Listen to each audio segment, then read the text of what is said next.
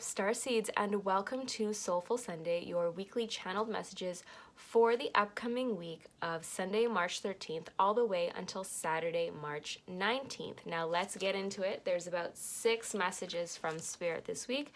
The first message is about Stockholm Syndrome. I literally wrote down the word Stockholm Syndrome, and we're seeing that play out right now wherever you are in the world. I know that can differ in terms of all of the COVID mandates and restrictions and what's being implemented still, or what restrictions are being eased, but for the most part, places are starting to ease restrictions.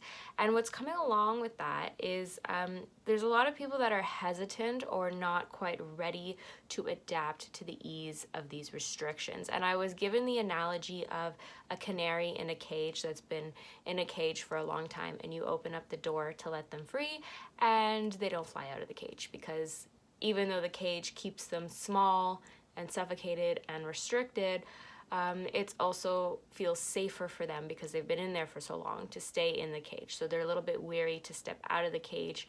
And for collective sake, a lot of us, and understandably so, because there's been a lot of fear and pain and everything. We've all been through it the last 2 years. So there are quite a few people that are quite hesitant or uneasy with this slow easing of restrictions. And wherever you fall on whatever side of the coin you fall on with that, whether like you're gung-ho, ready to drop the masks, ready to go mask free, or if you're a little bit worried, or if you have a family member you're worried about, whatever coin that you're on, the encouragement about this from Spirit this week is to have patience and compassion with other people if they are not as excited as you are about the easing of restrictions, or if they're not, whatever it is. If there is a mismatch in terms of where you're at with all this and other people, just having sort of like that chip of compassion on your shoulder and understanding that fear is very real, and fear is a very real thing, and a lot of people were definitely affected by the last 2 years, whatever your stances or beliefs are in what actually played out. People were emotionally, mentally, psychologically, spiritually affected by this. So having a grain of salt, or that, again, the expression chip of compassion I'm hearing, I don't think that's a real expression, that's just sort of what I'm hearing, for people that are still fearful, and just allowing them to have their own journey and their own experience with them. And if they want to meet up with you but they still want to wear a mask, like, you don't have to say any comments to them or make any snide remarks, just respecting people where they're at with their boundaries and level of comfort with this, because it is going to take time for people to transition out of it, just like it kind of took time to get people to transition into it. But the fear is still very real for a lot of people. So even if you're not subscribing to that or participating in that level of fear anymore, or maybe you never were, just having that patience and compassion and a little bit more understanding for other people. And that goes back to that unity consciousness, right? Being able to sit at the table with people who have different opinions or stances on different world views than yourself. All right.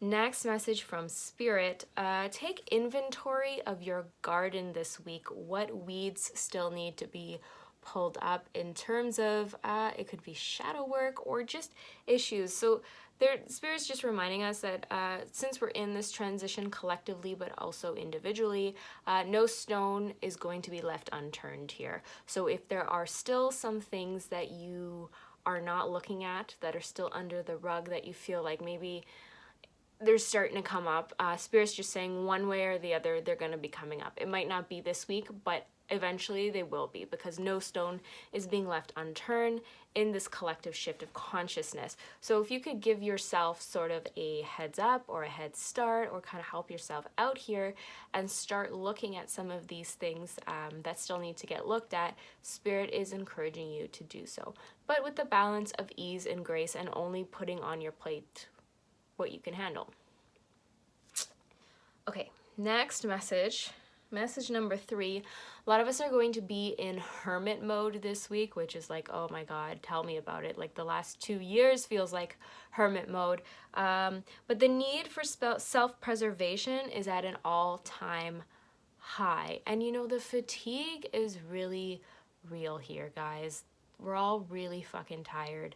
We're tired of life in general. I feel like the last 2 years, and there's just always something going on, and it's like, oh, okay, now we're dealing with this, or now we're dealing with that. And you know, we don't have to necessarily be in certain areas where things are happening to be affected, especially if we are energetically sensitive. But even if we're not, we're all part of this, of the collective consciousness, so we all feel it and are affected by it on some level. So the message from Spirit this week is to just, if you feel like being a hermit this week and not really engaging with people and doing what you need to do, salt baths or doing nothing, taking naps, whatever you're able to do within the realm of possibility of whatever your life or schedule looks like, Spirit is encouraging us to do so. And if you feel like you don't really want to connect or engage with people this week, that's totally fine too, because I just feel like there's a lot of us are just going to really be pulling inward this week and doing what we need to do at our core level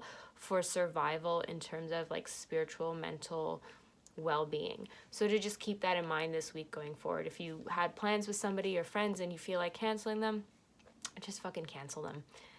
You can see them next week, you can see them the week after. Don't feel bad for taking time for yourself or for taking time to listen to yourself and recuperating your energy if you are feeling like you need to do that. That's super, super important. That's probably the most important thing we could be doing right now, is taking care of our own cups and our own energies, because that's helping outwardly, because the inside always reflects the outside, right? So if we're taking care of this and we're taking the time to really like work on this or nourish ourselves or whatever, that does play a benefit to the collective. So you're still being of service in a way when you take this time or these times for yourself. Okay, so the next message number 4. So we just said like one of the most important things that you can do is stuff for self-preservation this week, but also one of the most important things you could do, not just this week, in general, continuing to do things that raise your vibration. And you know, that part of that is self-preservation and self-care. And you know, we talk a lot on this channel about raising your vibration and different ways to raise your vibration, you know, eating healthier foods, maybe exercising or going for a walk or fresh air, reading, doing things that you enjoy, that bring laughter and joy to your life. But this week in particular, I feel like when we talk about raising the vibration, it's going more back to that hermit mode and self-preservation, as opposed to, oh, do all the things that you enjoy and bring joy into your life. Because I think some of us are just so fucking tired and burnt out that, yes, we really like dancing, or we really like to read, or we like to whatever, but we just don't have the energy to do that. So the way that you can raise your vibration this week is acknowledging your inner hermit mode, if you feel like that's what you need to do this week for yourself. Message number 5. So this was an interesting one. I wrote down the words resolution talks, meaning like talks of resolution. Peace is on the table more now than it has ever been. The hearts of the people don't want war anywhere, not just Ukraine, Russia, anywhere in the world. Like, just collectively, we are moving past the needing that or having that vibration of war. It's just doesn't resonate really in terms of where we're headed as a collective. We're kind of where we already are, to be honest. So keep cultivating peace in your own backyard and garden to help with this collectively, which is sort of a similar message. I believe either last week's Soulful Sunday or the week before, there was a message at some point about continuing to keep peace in our own backyard. So we're being really encouraged to continue to do that. So message number 6. Okay, so this is just more so of a reminder from Spirit that it will take time collectively and individually to heal the impact of trauma that we've all experienced from the last 2 years. And we've all had different levels of it, some more intense than others, but nevertheless, we have all been touched, tainted, affected by the activities or going-ons of the last 2 years.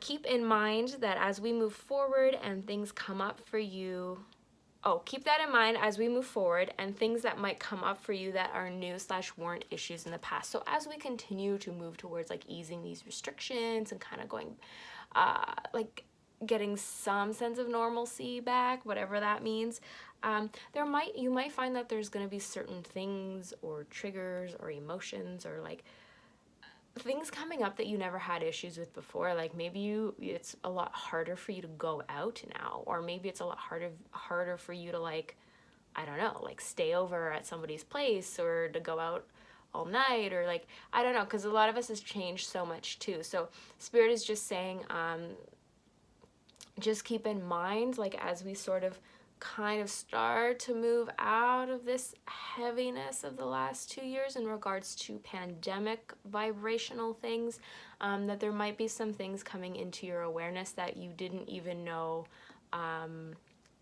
were like coping mechanisms or things that might need to get looked at or integrated or healed. And to not be discouraged if that comes up. It just means it's coming up to be brought into your awareness for a reason so that it can be cleared, integrated, and healed.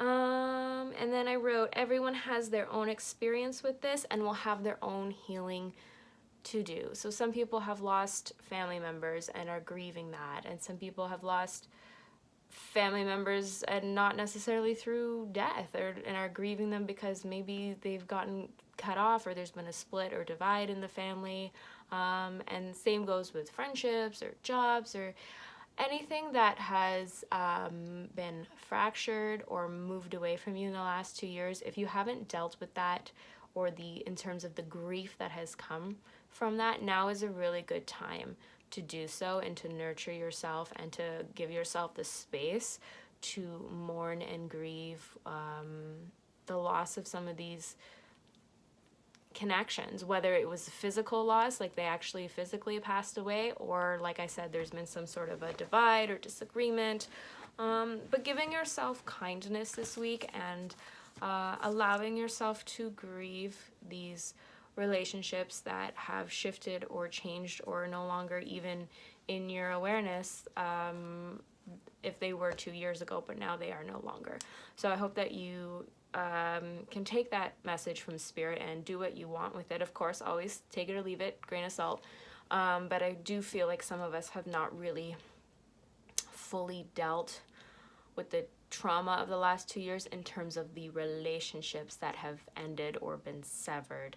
So taking a look at that is going to be really important because, and here's the thing, because a lot of the like messages I feels like spiritually are like, okay, new cycle and get rid of the old, and new cycle, new cycle, new cycle.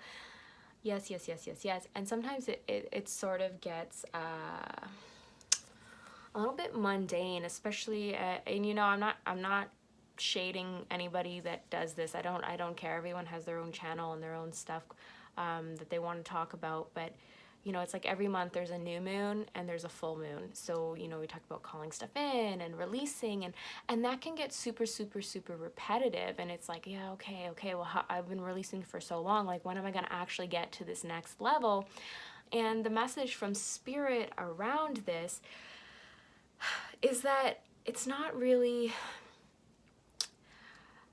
like, as we're in this cycle of humanity and Earth right now, where collectively we are becoming more and more aware of these old patterns and stuff that a lot of us have done lifetime after lifetime, and collectively as like an Earth species, lifetime after lifetime. So it is going to be repetitive in terms of these cycles of releasing and calling in, releasing and calling in, because that is part of what we are charted to experience at this lifetime, and part of what we agreed to come here to work on and do it. So you know, you could do a year of the like releasing and calling in, releasing and calling in, and that is fantastic, and you know, take breaks from it, whatever, but that doesn't mean that the next year there's not going to be more stuff to release or call in.